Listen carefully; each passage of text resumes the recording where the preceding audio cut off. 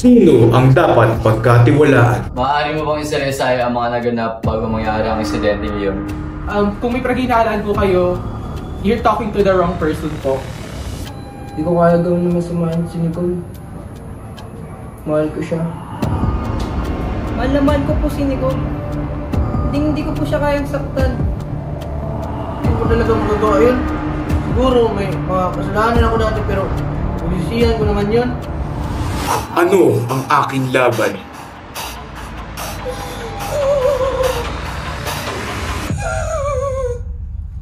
Paano ko makakamit ang aking kalayaan?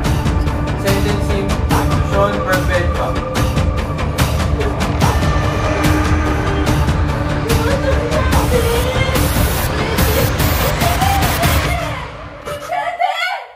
Paano kung ang akusado ay siyang tunay na biktima?